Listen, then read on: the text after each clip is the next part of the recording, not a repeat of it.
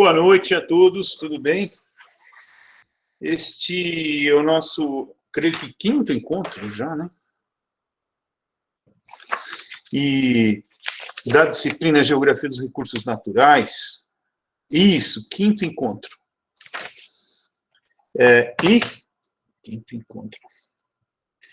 Eu vou ouvir de vocês, se vocês têm alguma dúvida em relação ao capítulo 5, né? Sobre combustíveis fósseis e urânio. E depois vou fazer algumas observações sobre os exercícios, que é o que a gente tem feito, né? Muito bem. Gostaram do capítulo 5?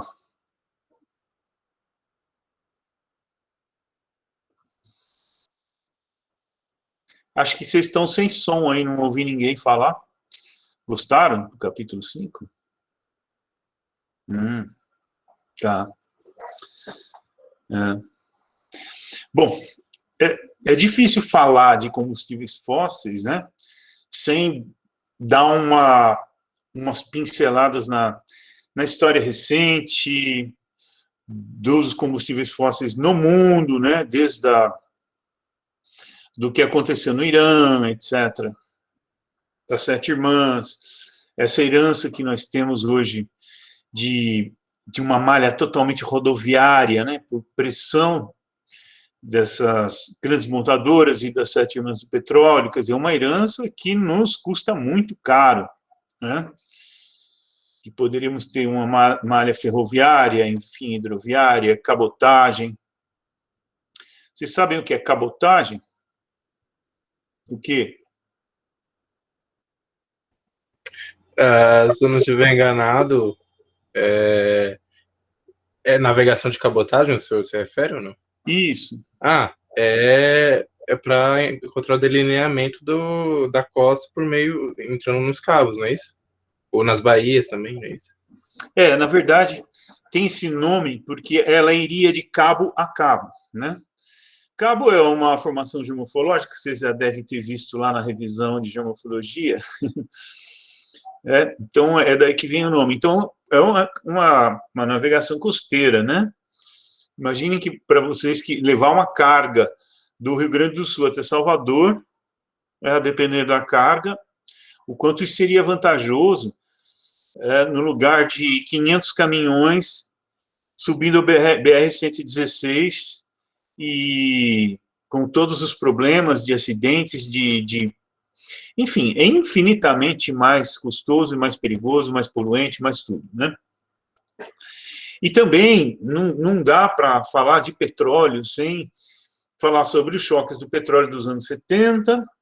Então, ele ficou um capítulo com uma certa carga de geopolítica e de política. Por quê? Porque o petróleo está no cerne de questões geopolíticas, tanto internacionais quanto internas, né? O que houve aqui no Brasil, no meu entender, eu deixei bem claro lá, tanto no livro quanto na aula, é que a mudança de governo por via indireta que nós tivemos aí tem como pano de fundo o pré-sal. E como, digamos assim, uma das principais causas, chegou agora, chegou a hora, nós temos que dar um golpe aí. Bom, enfim, mas eu coloco isso também como opiniões minhas, enfim, de acordo com os analistas que eu leio e tal, mas eu não queria carregar muito, né, para não ficar assim, muito opiniões, eu queria dar bastante informações, mas eu dou umas pinceladas lá e cada um de vocês interpreta como quiser, concorda ou não concorda. O importante é que as informações básicas lá sobre o que é o pré-sal, quais as vantagens do petróleo do pré-sal para as nossas refinarias, o gás natural que nós temos, que a gente não usa, a gente ainda acaba trazendo da Bolívia, que é mais barato do que explorar o gás do pré-sal, que exigiria totalmente outra infraestrutura, não é a mesma infraestrutura de navios, de transporte, etc., do petróleo, você não aproveita para o gás.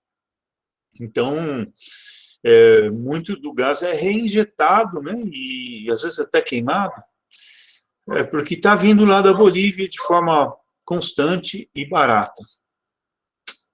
Bom, enfim. E aí perde sentido, né? Queria falar em fracking. É que teve uma época aí que virou moda, todo mundo falava, ai, fracking, não sei o que, fracking, fracking, fracking. Inclusive aqui no Brasil, fracking. Não tem o menor sentido colocar na pauta, né, dos recursos naturais para fins de geração de energia, um gás que tem toda a problemática, olha lá, eu tenho 4 vira-latas, tem hora que eles dão um ataque, assim. Mas está lá, consta no capítulo, né? E depois o carvão, né? O carvão a gente usa, ouvi dizer, né?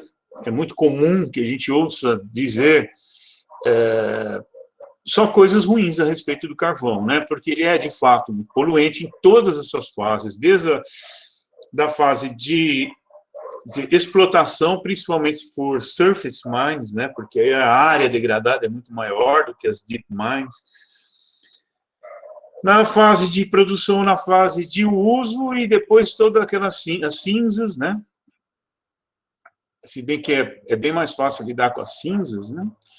Do que com lixo atômico, por exemplo.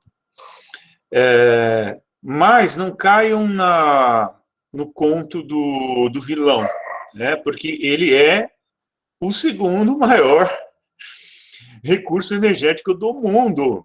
É pouco, não. Primeiro é o petróleo, depois o carvão mineral, depois o gás natural. E assim será pelas próximas décadas.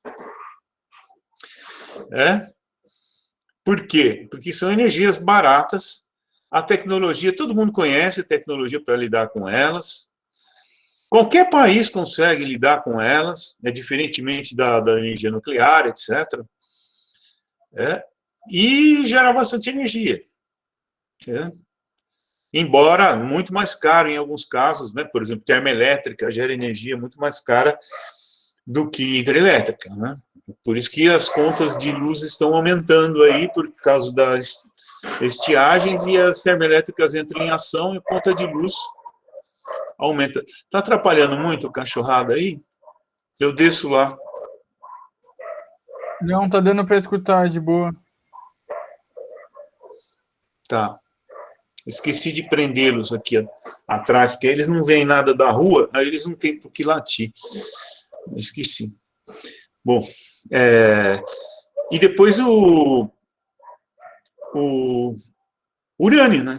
Ele foi colocado aí porque, embora não seja um combustível fóssil, é um mineral para fins de geração de energia. E aí também tem toda uma questão geopolítica, tanto externa quanto interna, né? Na época era um status do Brasil, no período militar, queria entrar para um seleto grupo de países que geravam, né, com tanta fonte mais abundante, mais barata aqui, e depois os problemas todos que vocês conhecem da energia nuclear. Ela é uma energia limpa, uma energia limpa, né? Não emite nada além de vapor d'água, até que ocorra um acidente. Ela é limpa até que ocorra um acidente. Mas, enfim, ela é considerada uma energia limpa. Só que, dados os problemas, os riscos, né? Mesmo os países super desenvolvidos, esse risco ocorre, né? Como aconteceu há 10 anos exatamente no Japão, Fukushima, etc. E aí uma coisa interessante que ocorre com a energia nuclear é que ela está em curva descendente, né? Porque elas têm vida útil de 30, 40 anos, dá para esticar um pouco mais se for substituindo peças. A maior parte delas é dos anos 50, 60, então boa parte já está chegando no final da sua vida útil e não está havendo reposição de novas usinas no mesmo ritmo das que estão sendo fechadas. Então, por isso ela está em uma curva descendente no mundo. No Brasil ainda não, ainda está ascendente, porque está para entrar em funcionamento o Angra 3, que vai aumentar bastante a participação da energia nuclear na matriz elétrica, tá? Do Rio de Janeiro, principalmente, mais de 30% da energia elétrica do Rio vem das usinas de Angra. Bom, basicamente, pincelando assim, era isso o capítulo 5, mas eu queria ouvir de vocês alguma coisa sobre o capítulo 5. Ou sobre as atividades. Eu tenho questões nos dois sentidos aí, professor. Primeiro, você já falou, tem outros vídeos, você fala que a energia elétrica é uma energia nobre, né? Eu queria entender mais ou menos o que é isso, necessariamente. Assim. Eu tenho uma ideia, mas eu queria entender ouvindo você explicando. Ela é uma energia nobre porque muitos setores, não, alguns setores da sociedade só funcionam com ela. Computação, comunicações, boa parte de transporte, ou seja, então ela serve a fins muito mais nobres do que esquentar água. Esquentar água você pode esquentar com gás, com lenha, com sei lá o quê, com querosene. Agora, ninguém inventou até hoje um computador a querosene. Você entende? Então, ela é uma energia nobre, primeiro, porque a sua geração é, digamos assim, complexa, custosa, e muitos setores só funcionam com ela. Custosa, sim, isso varia, né? Varia, porque uma termoelétrica é muito mais cara a energia da termoelétrica do que a hidrelétrica, por exemplo. Porque na termoelétrica você tem que ficar lá todo dia injetando combustível lá, trazendo combustível, injetando combustível para ela funcionar. Então, é nesse sentido. Você imagina uma termoelétrica a gás. Pega lá a Mário Covas, lá em Cuiabá. Termoelétrica Mário Covas, em Cuiabá. Ou qualquer outra. Aí você tem o gás natural, sendo do gás natural, sendo transformado em energia térmica por combustão, pela queima do gás. Essa energia térmica vai aquecer a água, que vai produzir vapor, e esse vapor vai gerar uma força rotacional e uma energia cinética nas turbinas, porque alguma coisa tem que girar para gerar corrente elétrica, né? Seja a água passando lá, seja o vapor passando lá. Depois dessas conversões todas, você tem a energia elétrica chegando na sua casa para você ligar um chuveiro ou uma torradeira. Você quer coisa mais? Uma torradeira, um esquentador de alguma coisa. Ora, por que foi necessário fazer todas essas conversões se ele gerou calor no início, o gás gerou calor no início? Para gerar eletricidade cinética, etc., eletricidade e calor lá no fim? Por que ele não gera logo? Nós não temos a tradição de usarmos gás para outras funções que não seja cocção em casa. Mas se você for pensar bem, boa parte do que a gente faz com eletricidade podia ser feito com outra. Porque a eletricidade ela é nobre porque o sistema informacional, computacional, comunicações, tecnologia da informação só funciona com eletricidade. Ponto. É isso. É por isso que ela é uma energia nobre. Se eu pudesse fazer todos esses setores... eletroeletrônicos, um universo todo de eletroeletrônicos, mesmo isso aqui, ó, que eu estou usando, é uma bateria que está transformando energia química em energia elétrica, né? Mas é o que está acendendo lá, não é a energia química, é a energia elétrica, né? Todo o universo eletroeletrônico, todas as tecnologias de informação, computação, tudo funciona exclusivamente com eletricidade. É por isso que faz dela uma energia nobre.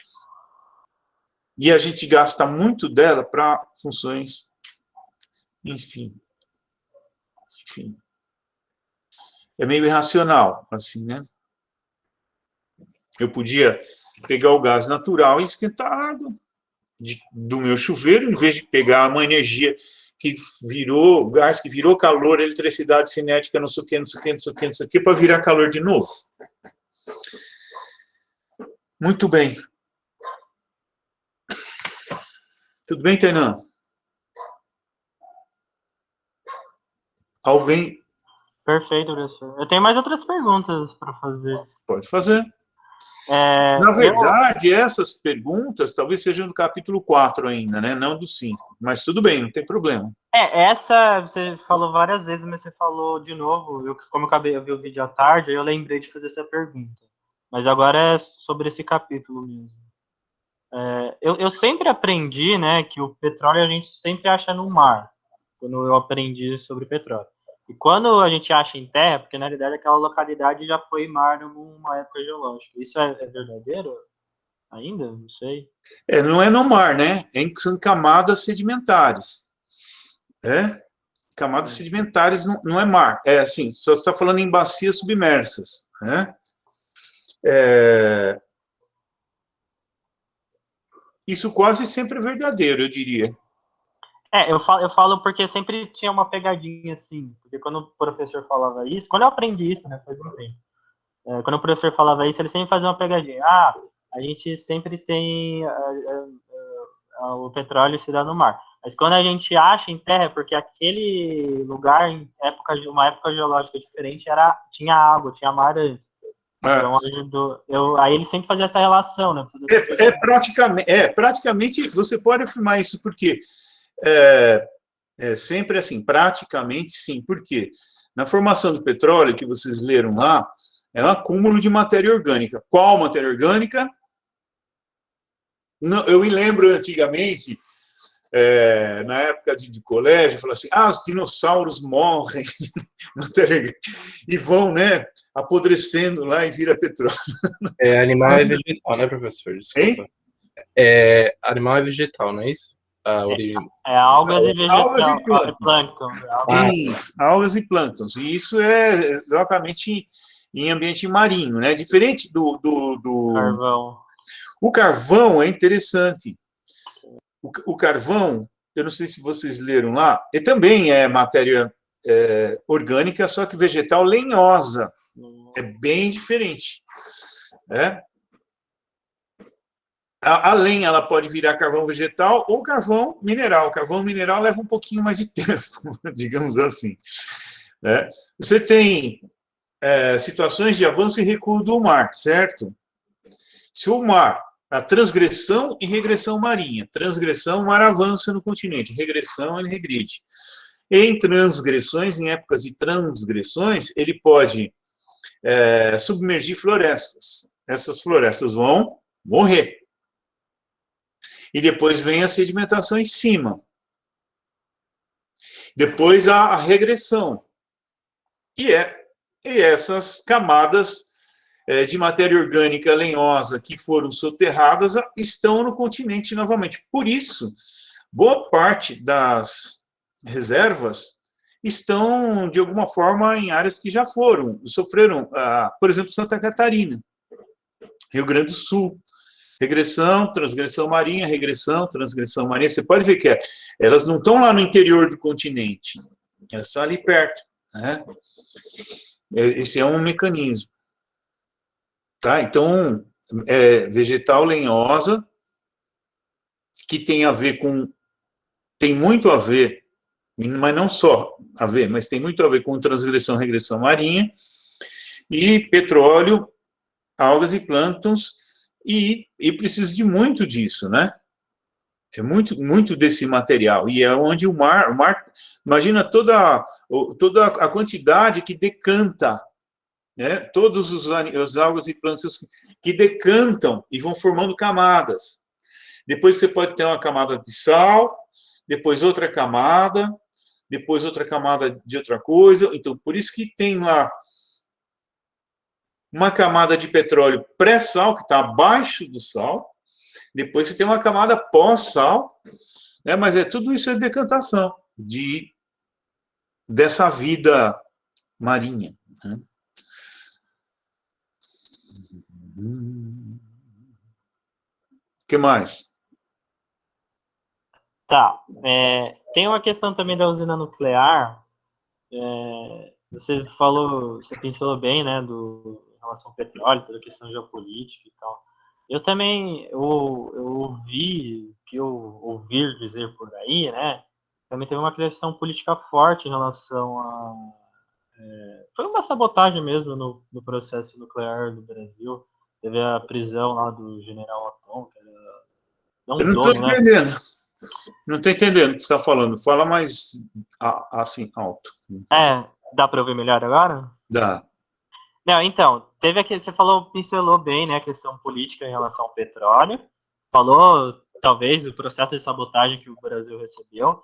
Eu estava lembrando que também na questão nuclear, com a eletronuclear aqui no Brasil, que teve até a prisão do general Atom, eu ouvi dizer que também foi uma espécie de sabotagem, né, uma espécie de interesse internacional, porque ele estava liderando aí uma pesquisa de fazer eu não sei bem se era isso, mas era uma espécie de um reator que funcionava como um magnetismo. Ou seja, isso permitia que as paradas que você tem que fazer para fazer a manutenção nas usinas nucleares você não precisa basicamente ter essa parada, porque não há atrito, e por não haver atrito, você não tem que fazer essa manutenção periódica. É onde causa os maiores acidentes nucleares. Né? Aí eu estava lembrando disso. Eu não sei se você sabe alguma coisa a respeito. Mas você está falando de fatos mais recentes, né? Foi em 2017 que deu essa prisão. Na época da Lava Jato. Você citou bastante o contexto golpe, aí, pós-golpe. Eu lembrei desse fato também. Eu queria perguntar se você soube alguma coisa do tipo, porque eu entendi, assim, a partir dos anos 80, foi até uma discussão que a gente teve no grupo da atividade que a gente faz, que a partir até os anos 80, a pesquisa na área nuclear, ela abaixou um pouco por conta toda a pressão da sociedade naquela época, porque tava muita gente falando que a usina é uma fonte muito perigosa e tal. Aí nisso, talvez, a tecnologia que a gente tenha hoje é uma tecnologia muito obsoleta para a época de hoje, né? É uma tecnologia dos anos 80. Hoje nós temos tecnologia mais avançada em outras áreas. Aí surgiu, aí eu lembrei desse fato aí do eletronuclear, desse processo. Eu não sei se faz sentido o que eu falei aqui agora. Eu acho que sim. Eu não me atentei para isso, para colocar isso dentro do processo de sabotagem. Eu coloquei mais o exemplo da Petrobras, que é um fato recente, né? Um fato que logo após a mudança, vocês entenderam, né? Logo após a mudança de governo, houve uma tentativa. Bom, uma tentativa não. Conseguiram tirar a Petrobras os 30% de obrigatoriedade de participação da Petrobras no pré-sal, estão tentando mudar o marco regulatório, estão tentando vender as refinarias, e a gente está vulnerável, porque a gente já importa, se vender a gente vai ficar mais vulnerável ainda, da importação de diesel, a gente refina menos do que a gente precisa, e do que a gente poderia, né? Vocês viram lá o gráfico? A gente refina bem menos do que nós poderíamos, e esse menos a gente importa dos Estados Unidos. Enfim, eu não me atentei para algo que pudesse ter ocorrido no setor eletronuclear, mas é bem possível, porque está dentro de uma mesma lógica aí, né? Tem uma questão nuclear, eu sempre digo isso a vocês, e vou sempre dizer, não existe energia boa ou ruim a priori, depende do contexto que ela está, tanto o contexto geográfico, quanto o contexto socioeconômico, e político e ambiental também, porque nos anos 2000, a energia nuclear estava muito bem vista, porque foi o ano, assim, que todo mundo começou a condenar a emissão de gases de efeito estufa, né? A questão do chamado aquecimento global ela foi muito forte nos anos 2000. Epa, a energia nuclear não contribui para isso. A não ser com vapor d'água. E o vapor d'água, na verdade, é o maior gás de efeito estufa que existe, né, na atmosfera. Mas isso por causa das nuvens, não por causa de uma usina soltando vapor ali, isso não tem o menor sentido. Tá? Então, ela fez assim, depois fez assim, e depois em Fukushima começou a fazer assim de novo. Então, por isso que eu digo, em qual contexto, tanto geográfico quanto histórico, a gente está falando, né? Por causa dessas variações do contexto geográfico, histórico. Agora, uma coisa é certa, o Japão, mesmo que aconteça outra Fukushima, ele não tem como abrir mão. Ele não tem outras fontes. O Japão é uma economia fortíssima. Foi já a segunda economia do mundo. É uma economia fortíssima. Vocês acham que eles vão conseguir funcionar com termoelétrica a carvão ou a gás só? Não, eles não vão poder abrir mão da energia nuclear. O que vai poder ser feito sei lá, aumentar os níveis de segurança, de resiliência, alguma coisa assim. Mas aquela economia, vocês viram em alguns exercícios que vocês fizeram, é uma economia que importa tudo em termos de energia. Petróleo, carvão, gás natural, urânio, etc. Fora as matérias, os commodities, né? Então... Oi. Não, então, ainda nessa linha, a gente tem termoelétrica nuclear também, não é... Oi? A gente tem termoelétrica nuclear. Não é uma linha possível também de usar aqui no Brasil? As nucleares, elas são chamadas de termonucleares, né? Isso. Por quê? Porque depois que esquenta a água, o resto funciona como uma termoelétrica. A única diferença é como é que você vai esquentar a água? Você vai esquentar a água queimando carvão, queimando gás ou fissão nuclear? Na verdade é isso. Depois daí, ela funciona do mesmo jeito. Não exatamente do mesmo jeito, porque não há queima e não há emissão de gases, né, na fissão nuclear. Mas é o que eu digo, para você gerar energia elétrica, você tem que fazer alguma coisa girar. Então, você pode fazer alguma coisa girar mecanicamente, como numa hidrelétrica, que a água passa lá e vira. Você pode fazer também mecanicamente, como nos aerogeradores, né, de energia eólica. Ou você pode fazer alguma coisa girar a partir da energia térmica. E essa energia térmica, ela vai fazer o quê? Tanto nas usinas solares que produzem energia... vocês vão ver lá no capítulo 9, o que elas fazem? Elas tem algumas usinas que esquentam a água. Esquenta-se... e tem várias outras formas de fazer coisas girarem mecanicamente, lá no capítulo 9, vocês vão ver. Eu estou falando das principais. Ou pela energia térmica. Essa energia térmica esquenta a água, esse vapor gira turbinas e que gera correntes elétricas e pronto. Então, é por isso que ela chama termonuclear, né? Não sabia que Agora, era... tem uma coisa que é importante. No início, quando essas usinas foram instaladas aqui no Brasil, nós éramos completamente dependentes da tecnologia estrangeira, né? E isso custou muito dinheiro para o país. Com o tempo, o Brasil foi adquirindo, né, tecnologia, e hoje o Brasil praticamente autônomo em relação à tecnologia. Até o enriquecimento de urânio já é feito aqui numa usina, se não me engano, lá em Resende. Até as fases que não fazíamos, já estamos fazendo. Então, quando eu submeti o livro para um parecerista, esse livro aqui, submeti para um parecerista da FAPESP, bom, a FAPESP aprovou, né, tudo, por isso que eles ajudaram aí o financiamento e tal, o carimbo deles lá. Mas um dos pareceristas, que não foi só um, falou assim: o autor não deixa claro a sua posição em relação à energia nuclear.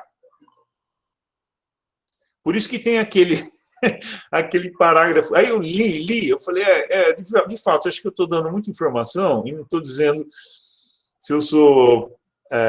não estou dando uma posição clara em relação ao que tem no Brasil, né? Professor, só uma interrupção, eu vou falar uma coisa, a gente ficou com a mesma, a gente ficou se perguntando aqui entre o nosso grupo que estava discutindo a atividade, a gente ficou se perguntando também qual que seria a sua posição.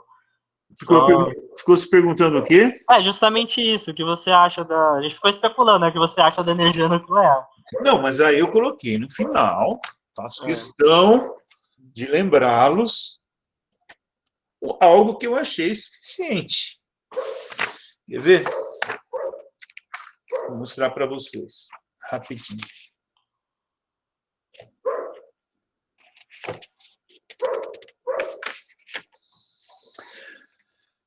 O que podemos concluir é que não há energia boa ou ruim a priori. Cada uma delas deve ser analisada tanto no contexto natural, que é a disponibilidade de recursos, como rios, hidrocarbonetos, vento, sol, urânio, etc., como no contexto socioeconômico, disponibilidade de tecnologia segura, demanda, etc.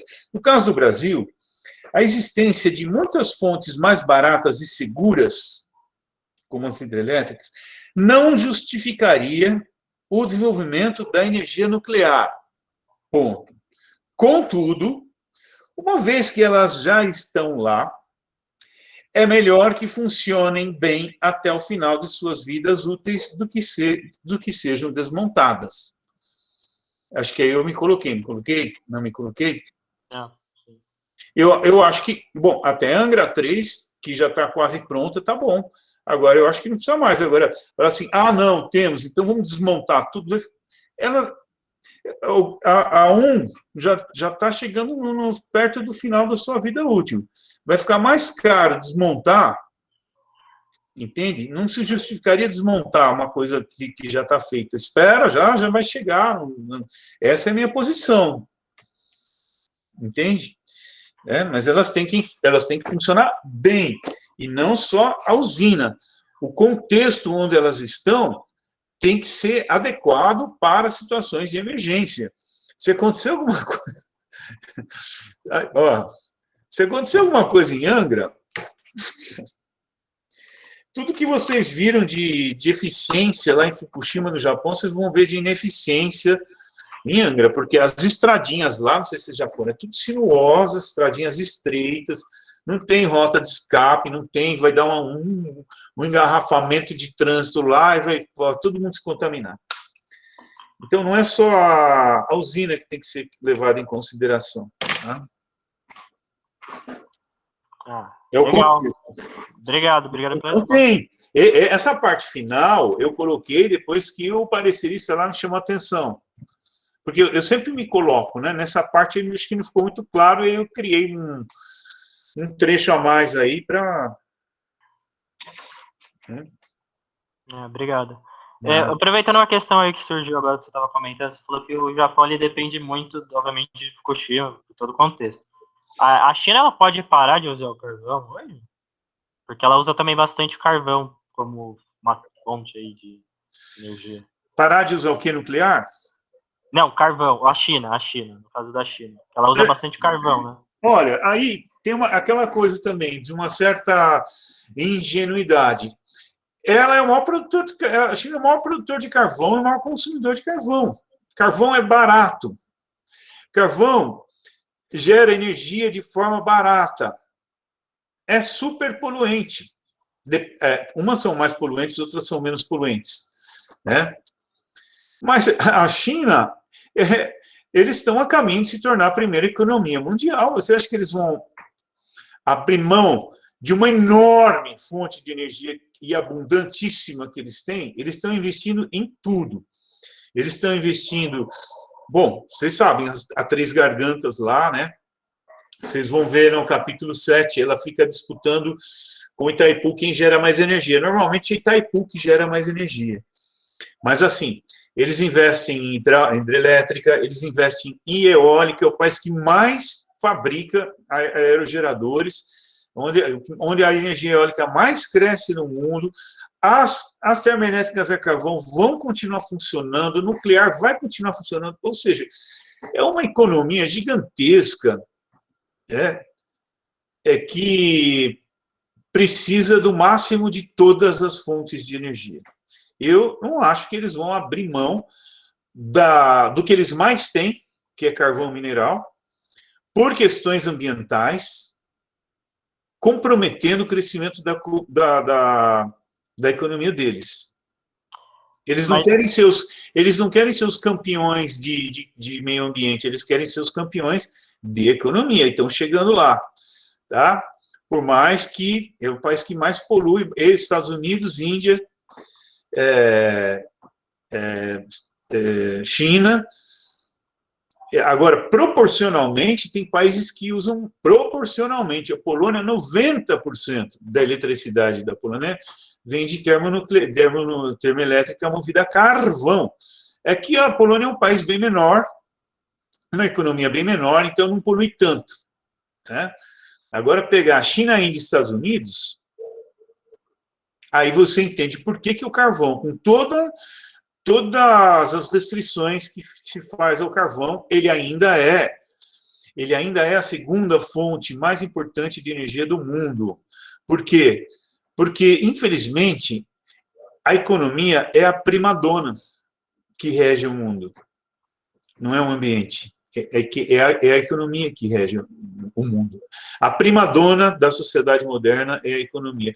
Pois o ambiente vai crescendo, fazendo pressão, né? Mas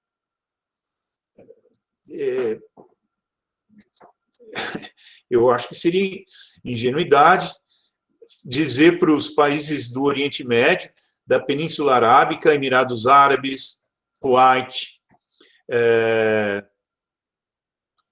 a Muscat, lá, o Oman, Bahrein, Arábia Saudita, vocês vão ver no capítulo 7, que eles dessalinizam a água, né? E eles dessalinizam usando muito petróleo, que eles têm muito petróleo e têm pouca água, então eles transformam o petróleo em água pelas usinas de dessalinização. E aqui a gente ouve muita gente fazendo críticas. Eles estão usando combustíveis fósseis, poluentes. Eu estive lá, né? Não sei se vocês sabem, eu fiz pós-doc lá, na Síria, nos Emirados, visitei essas usinas, etc. E quando eu comentava algo do tipo, eles davam risada. Eles falam assim, o mundo ocidental produz um monte de porcarias, queimando petróleo. Coisas inúteis, de consumismo exacerbado, inúteis. Imagina o que a China produz de porcaria queimando carvão mineral. Nós estamos produzindo água potável, essencial para mover todos os setores da economia. Você acha que a gente vai deixar de produzir água para diminuir as emissões, sendo que vocês produzem um monte de lixo, poluindo mais ainda do que nós? Deixa eu comentar uma coisa que eu vi essa semana. Eu vi um negócio de abastecimento de energia elétrica que o pessoal usava, tipo, dos carros da Tesla, que é super ambiental por ser elétrico, mas a geração da energia elétrica era de motor a diesel, ou seja, ele usava combustível a diesel para gerar eletricidade para abastecer o carro elétrico, que teoricamente é mais saudável. Enfim. Os carros híbridos, né? Você pega um Volvo, aquele SUV da Volvo, híbrido. Ele começa com diesel ou gasolina até a própria rotação do motor e da roda gera energia cinética que vai gerar mais eletricidade, como um dínamo, um negócio incrível. Incrível. Então, esses carros, assim, eles, quando chama híbrido, né, que ele tem mais de um combustível. Então, ou ele começa elétrico e aí a partir... acho que é assim, acho que eu me enganei. Ele começa elétrico, se ele precisar de mais velocidade, por exemplo, fora da cidade e tal, aí entra com outro combustível. Mas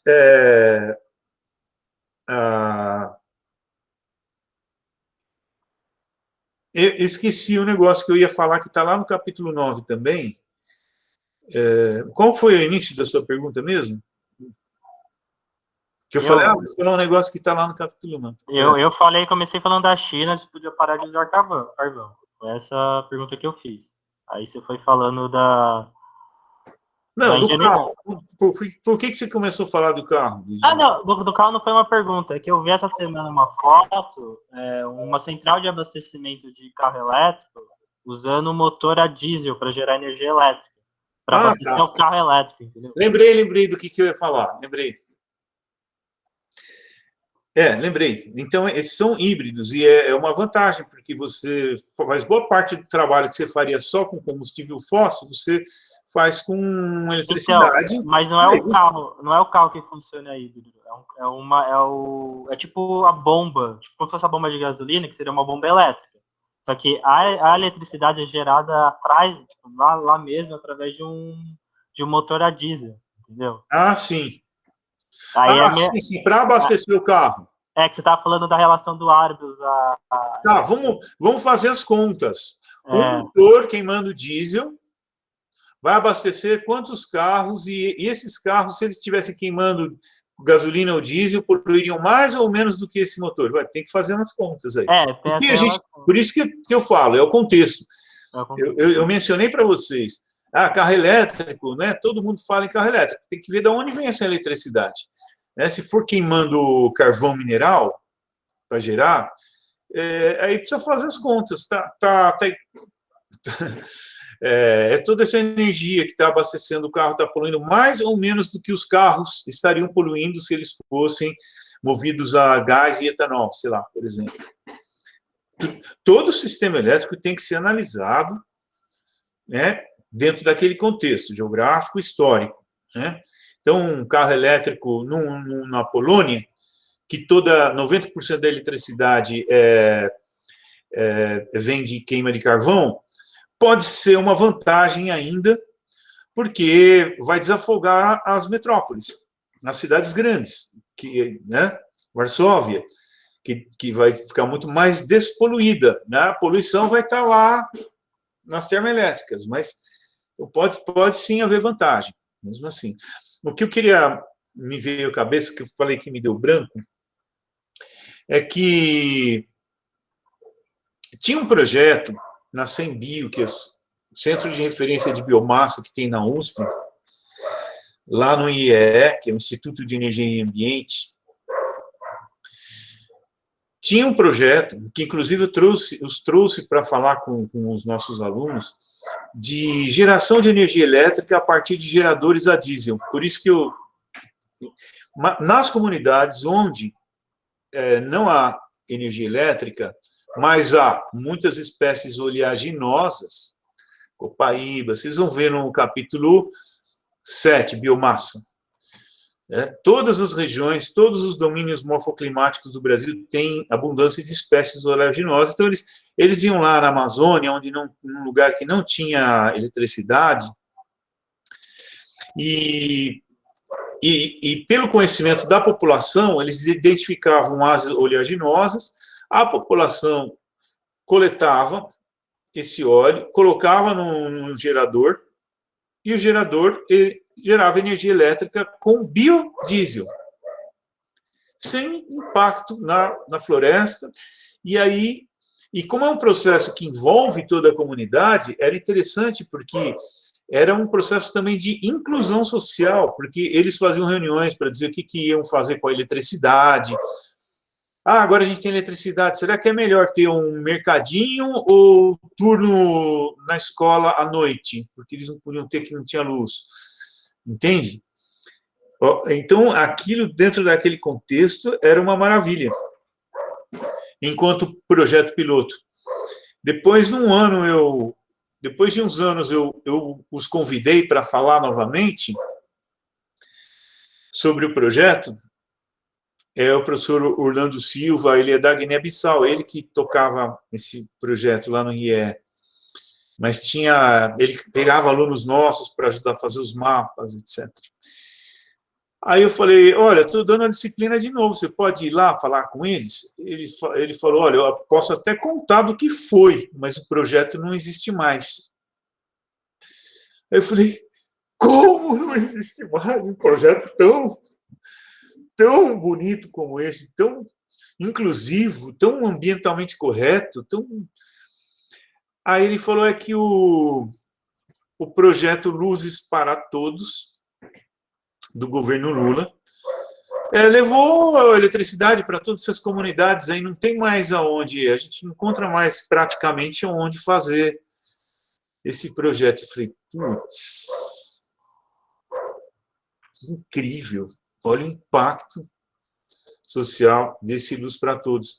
E depois eu tive oportunidade de constatar pessoalmente, porque nós tínhamos um convênio com a Estadual do Amazonas, a gente vivia indo para lá, para dar aulas lá para o mestrado e doutorado, para formar mestres e doutores. E calhava eu já fui umas 2 vezes com a professora Glória. Aí, num dia lá, uma tarde de folga, falou, vamos andar de barco pelo rio Amazonas, um barquinho pequenininho, que entrava nos igarapés, ia lá, depois de horas e horas lá, entrando no meio da floresta, no meio da... A comunidade lá tinha luz elétrica. Tinha luz elétrica. Estavam super contentes, que não sabiam nem o que fazer. Tanto freezer, né, para abastecer, conservar os alimentos e não sei o quê, parará, comunicação, não sei o quê. Enfim.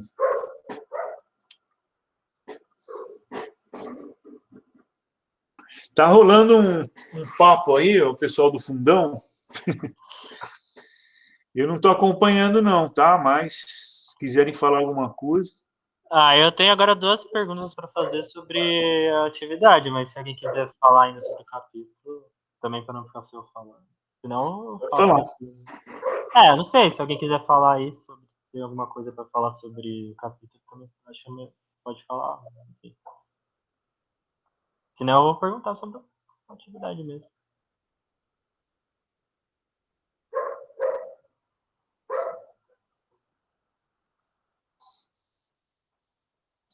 Fala então, Tainá. Tá, deixa eu só procurar aqui. A gente vai fazer sobre a questão 4, né? Questão do quê?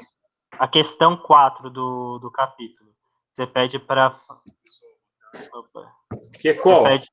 Que é a que pede para analisar no contexto doméstico todas as possibilidades do uso do gás e analisar suas vantagens e desvantagens.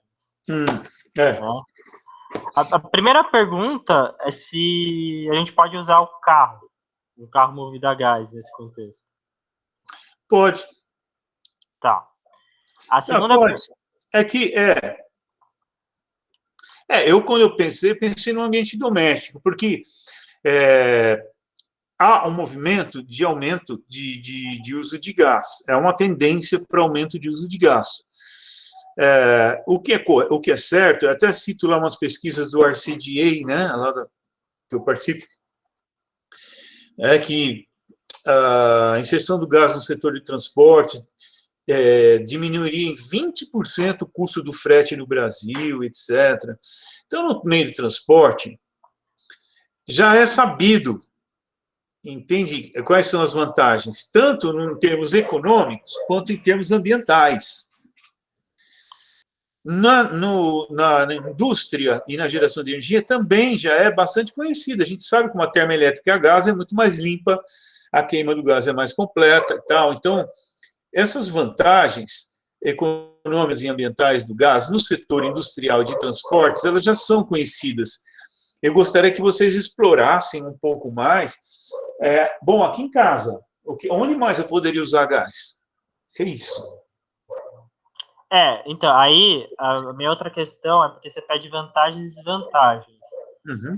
Como você fala do ambiente doméstico, muitas das vantagens que a gente conseguiu pensar de imediato tem mais a ver com uma questão geopolítica, não é necessariamente uma preocupação, obviamente, para o ambiente doméstico, mas a gente quer entender, se a gente analisa esse contexto doméstico como, tipo, num ambiente que essa casa ela é totalmente autossuficiente do gás, a gente tem que explorar o que pode ser usado em relação ao eletrodoméstico, ou não, ou tem que considerar essas limitações geopolíticas, entendeu? Se a gente, tipo, se vai depender, se vai ser muito alto esse custo para ter essa casa, tem que ser uma casa que vai, enfim, entendeu o que eu quis dizer?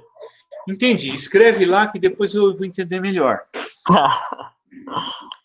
Bom, o fato é, uma vez, lá no RCDA, chegou o diretor da Comgás para conversar com ele. Ele estava muito interessado no nosso mapa de vulnerabilidade energética que a gente fez da cidade de São Paulo. Ele queria pegar esse mapa e ver para onde que ele poderia explorar mais e expandir a rede de distribuição de gás. Bom, enfim. Aí ele, um dos técnicos que estavam lá, falaram de um projeto que está em estudo da Comgás instalar tomadas a gás em casa. Tomadas. Em vez de vir eletricidade, você enfia um plug lá, em vez de vir eletricidade, vem gás. Aí, imediatamente, a gente perguntou, para usar para quê? Talvez um fogão? Talvez um chuveiro? E aí, o que mais? Esse exercício que eu queria que vocês fizessem. E quais são as possibilidades e quais são as vantagens e desvantagens, tanto econômicas quanto ambientais. Tá, porque se eu aumentar o uso do gás, o gás é um combustível fóssil, por mais limpo que ele seja, ele é um combustível fóssil.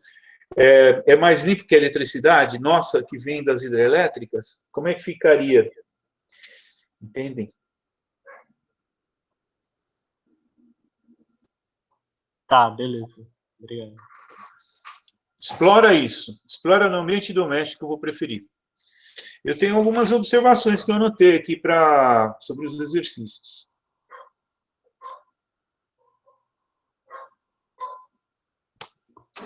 Beleza.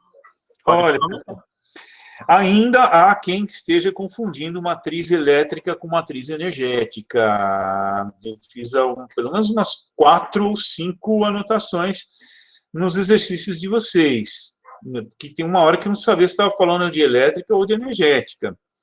A matriz elétrica são mostram todas as formas de produção de energia elétrica num determinado país. O quanto que vem de hidráulica.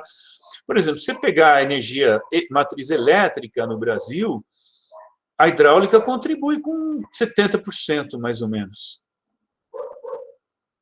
Agora, se você jogar lá na matriz energética, ela vai cair para 11%, 12%.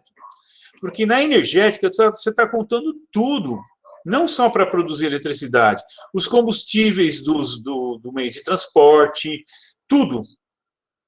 Tá certo? Então, não confundam matriz elétrica. Quando você falar em matriz elétrica, é só como é que a energia elétrica naquele país é produzida. X% hidráulica, X% termoelétrica, X% eólica, X% nuclear, etc. Tá bom? Esses percentuais eles vão diminuir muito quando você jogar para a matriz energética. Como eu mostrei, a hidrelétrica, 70% cai para 12%. Por quê? Porque na matriz vai estar entrando petróleo, etanol para combustível, né, automotivo, etc. Vai estar entrando tudo, tá bom? Outra coisa, os valores de uma matriz, aquela pizza, né, que o nome daquilo é cetograma, aquele gráfico de pizza, ele mostra proporções apenas. O percentual de contribuição da hidroeletricidade na geração de eletricidade de um país. Por exemplo, 70% no caso do Brasil. Não dá valores absolutos. Então, se você pegar comparar, porque muita gente comparou matrizes, né? Comparar uma matriz chinesa com a matriz brasileira e o gomo relacionado à hidrelétrica na China for menor do que o gomo do pedaço da pizza relacionado à hidrelétrica no Brasil, você não pode afirmar que eles produzem menos hidroeletricidade do que nós. Eles podem estar produzindo muito mais do que nós.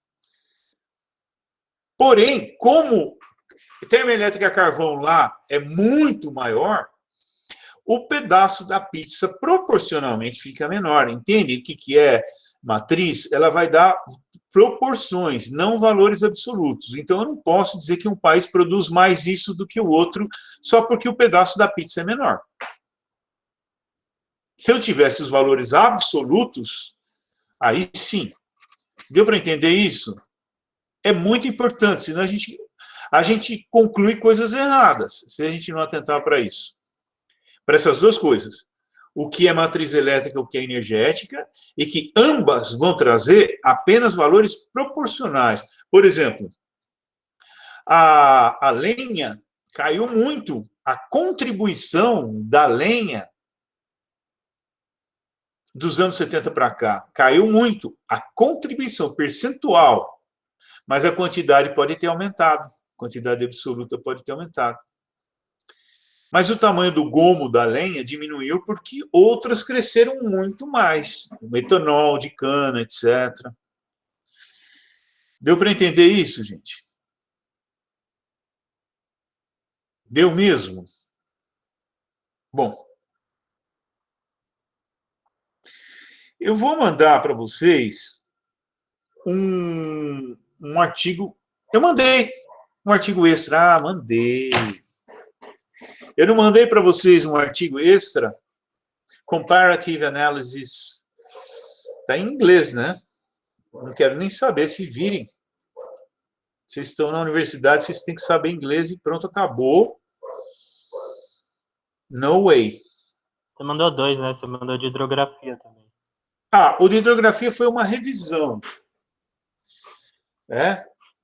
Uma revisão, que talvez a gente converse sobre elas mais para frente, assim.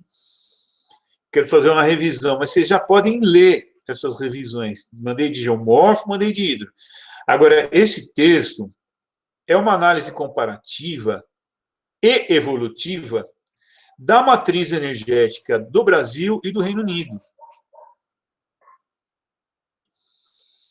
Ele é curto, ele tem umas 15 páginas. Se vocês lerem, isso vai ajudá-los a amadurecer a análise de matriz energética. Eu adoro matriz energética, porque a matriz energética, ela conta muita coisa sobre um país.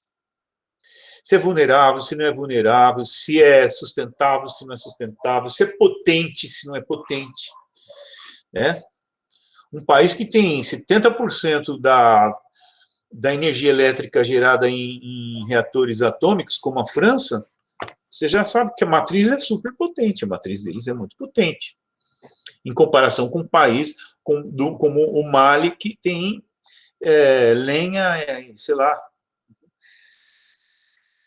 Então, diz muito sobre um país. Então, é importante que vocês saibam analisar bem uma matriz. Tá?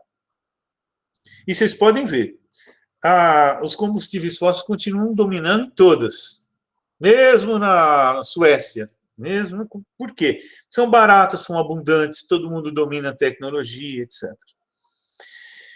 Bom, pessoal, outra coisa, aquela nova classificação do capítulo 1 é para ser usada, tá? Você vai falar de cana e chamar de renovável, você jogou o capítulo 1 no lixo. Vai falar de, boa parte é de energia renovável, como eólica e solar, você jogou o capítulo 1 no lixo. E eu fico triste, magoado. É para usar, tá ok? Tudo bem?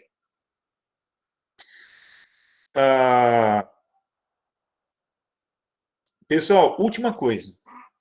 E é o mais importante, presta atenção, acabou meu chá. Presta atenção.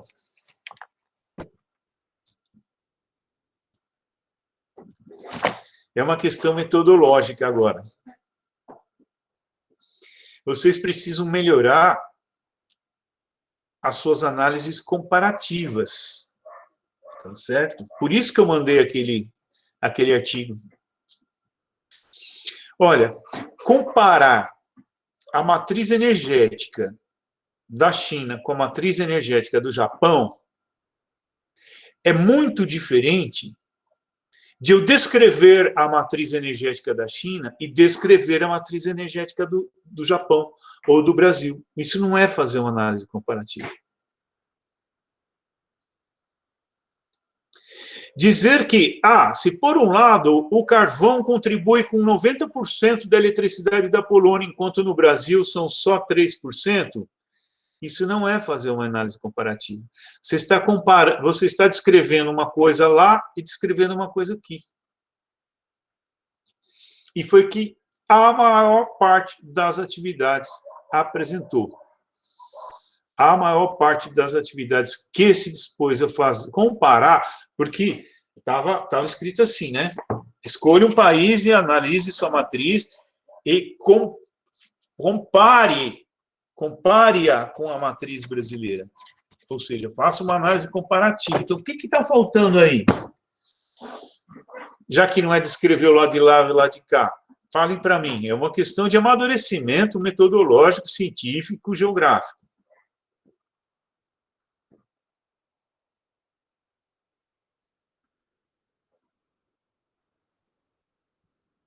O que está faltando? O que tem de errado no que eu falei?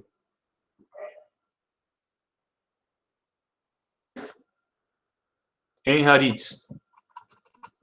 Fala. Gabriel. Guilherme.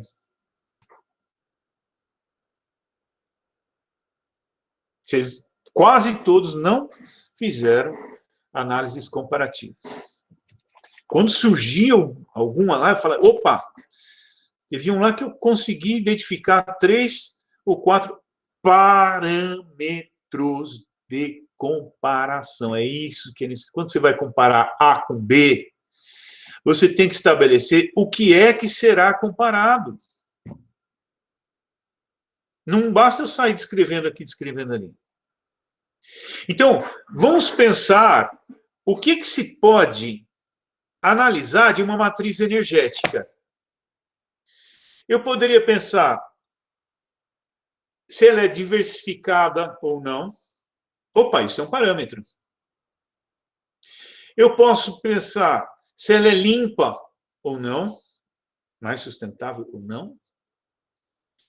Eu poderia pensar se ela é mais potente ou menos potente.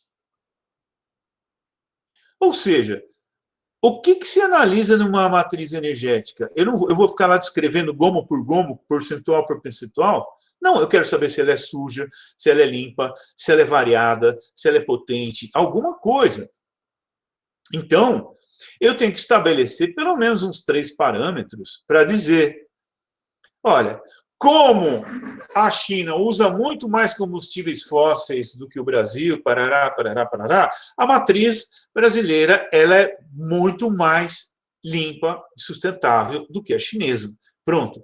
Então, eu pego esse parâmetro e vejo como esse parâmetro se comporta na matriz chinesa, na matriz brasileira. Agora, por exemplo, com a do Japão, ou com a do Canadá. Como a matriz energética do Canadá usa muito mais energia nuclear e o Brasil ainda usa muita lenha, dá para concluir o quê? Que a matriz canadense é mais potente. Opa, outro parâmetro, potência. Aí, de repente, você tem um país lá no Oriente Médio que é quase tudo óleo e gás. Porque eles têm muito. Óleo e gás, óleo e gás, óleo e gás, óleo e gás. Porque o gás, vocês sabem, ele, boa parte das vezes ele vem associado ao petróleo, né? Ele é a parte gasosa do petróleo. Está na mesma lei do petróleo, né? O gás. Então, digamos, um país que tem muito óleo e gás. Aí você compara com o Brasil, você vai chegar à conclusão. A matriz energética brasileira é mais diversificada, porque conta com pelo menos 8 diferentes fontes, enquanto o outro país conta com 3. Vocês entenderam? Pessoal, isso é muito importante. Não se faz uma análise comparativa sem dizer o que vai ser comparado, quais os critérios que serão comparados, ou parâmetros que vão ser comparados, ou variáveis que serão comparadas. Não importa o nome que você use. Eu gosto do termo variável.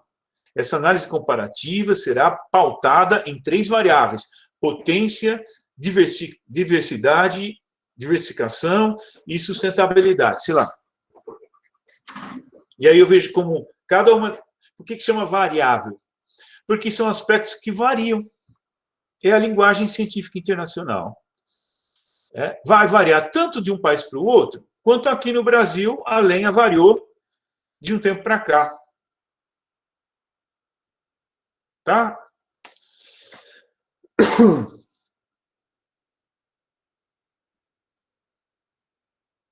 Não basta descrever cada gominho, quanto que tem de percentual lá, e cada gominho, quanto que tem aqui, sem ter parâmetros de análise. Né?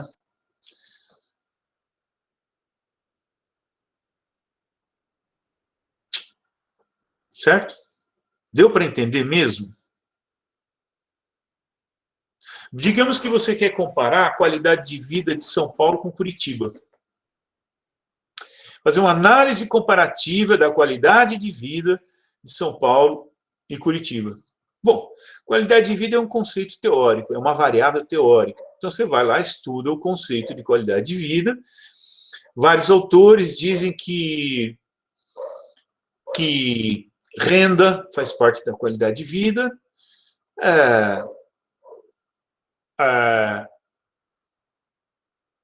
acesso a serviços de educação e saúde fazem parte da qualidade de vida, área verde por habitante faz parte da qualidade. Aí você faz um bem bolado lá com os autores, seleciona algumas variáveis, por exemplo, renda, área verde por habitante e acesso à educação. Pronto, você já tem 3 variáveis para serem comparadas entre São Paulo e Curitiba. Vamos ver renda, como é que é? Renda aqui, renda ali. A renda em São Paulo é maior. Área verde por habitante em Curitiba é maior.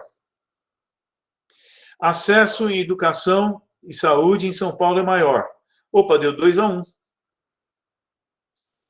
Então, é possível dizer que a qualidade de vida em Curitiba é maior porque 2 das variáveis foram favoráveis aqui. Eu estou supondo, não estou dizendo que é isso.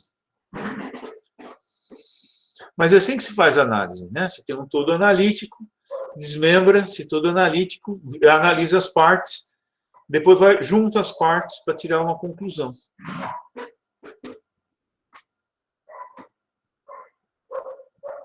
Tá? Então, ao analisar uma matriz energética ou uma matriz elétrica, a matriz elétrica é o teu todo analítico. O que você vai analisar dela?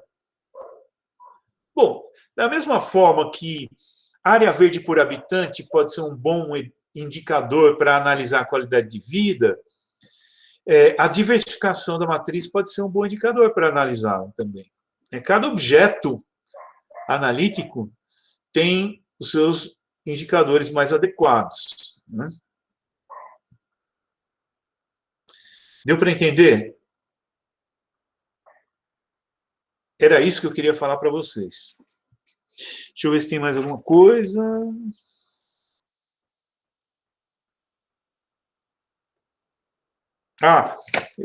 Por exemplo, um erro comum. Um erro comum. Se o petróleo representava 30% da matriz energética do Brasil, e hoje, vamos supor, não vou dizer nem quando, nem o valor exato, só para dar um exemplo. No ano X, o petróleo contribuía com 37% da matriz energética do Brasil. E 10 anos depois, passou a 33%. Você jamais vai poder dizer que a produção do petróleo caiu. Pode estar até maior. Porque são termos proporcionais às outras, não são termos absolutos. Como as outras cresceram muito mais, mesmo que o petróleo tenha crescido, o tamanho dele na pizza diminuiu. Então, não posso, porque um tamanho de pizza aumentou ou diminuiu, dizer que se produz agora mais ou que se produz agora menos. Isso é muito importante. Tá? E outra, tem coisas que variam muito sazonalmente, né? Se vocês pegarem a matriz elétrica do Brasil do ano passado, a desse ano, ela vai sair no ano que vem, num documento que se chama BEN, Balanço Energético Nacional. Tá? Vinculado à EPE, que é a Empresa de Pesquisa Energética, que faz parte do Ministério de Minas e Energia, etc. Então, guardem bem esse nome, Balanço Energético Nacional. Lá você vai ver, no início do ano que vem, a matriz elétrica brasileira em 2021, como é que ela foi. E compare com a de 2018. O percentual da hidroeletricidade vai diminuir. E da termoelétrica vai aumentar. É porque essa estiagem aí vai fazer com que mais termoelétricas entrem em ação do que no ano em que não houve essa estiagem. Por isso que eu estou falando. Ainda variam as fontes de energia, né? Além de elas variarem de acordo com o contexto geográfico, histórico, socioeconômico, ainda variam sazonalmente, porque por causa dessa dependência que elas têm de fatores, de condições naturais, que podem variar de um ano para o outro, né? Ai, falei demais. Que horas são? 7h30? Tá bom, né? Tá bom, né? Eu vi alguém fazendo assim. Caramba, tinha que fazer assim, ó. Não, não mais ainda, professor. Como assim? Tá bom. O Guilherme não só fez assim, como fez assim.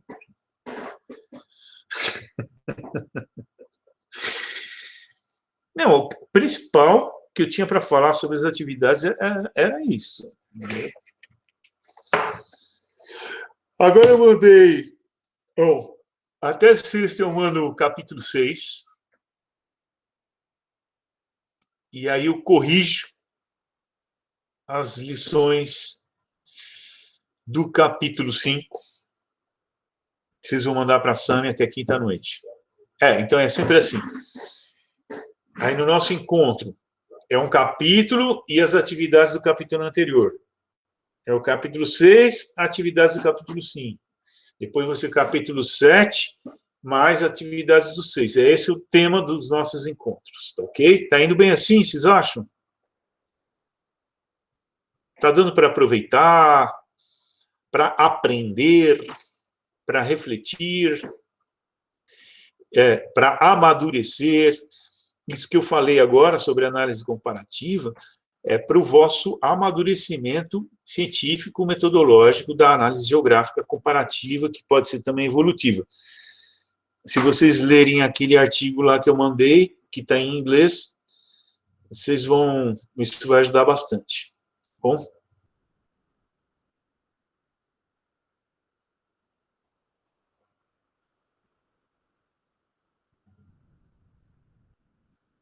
Beleza, professor. Obrigado aí. De nada. Então, vamos lá. Vamos ver, parar a gravação. Ó, eu não aceito pergunta depois que a gravação terminar, tá? Porque outro dia, a Tainá, que não está presente aqui hoje, me parece, ela... Acho que foi ela. Foi a Sara, não foi? A Sara. Fui eu semana passada, fui eu. É a Sara, sim. É que você está sem imagem aí, eu acabei não... foi a Sara. Aí ela esperou eu terminar para fazer uma pergunta que era super interessante que tivesse sido compartilhada. Então, ou perguntem agora, ou calem-se para por hoje. Sempre não, por hoje. Beleza, então, pessoal. Vou interromper a gravação. Muito obrigado aí pela participação. A nossa participação está muito baixa. Conversem aí com os seus colegas, porque é um esforço que todos fazemos, né, para ter um momento aí de aula. E vem 17. Né, 2 turmas. Vem 17. Então, eu estou achando muito baixo. Eu não estou muito satisfeito com isso, não. Vamos ver se a gente consegue aumentar isso. Se comuniquem aí entre vocês, tá? Tá, ok. Um abraço, bom resto de semana aí para todos. Tchau, professor. Boa noite. Oi, boa noite. Tchau, pessoal. Boa noite, eu apertei errado. Boa noite. Até semana que vem. Até semana que vem. Mandem direitinho lá para a Sâmia, quinta, para eu poder corrigir a tempo, não atrasar, tá bom? Um abraço, então. Tchau, gente. Tchau, tchau. Interromper gravação.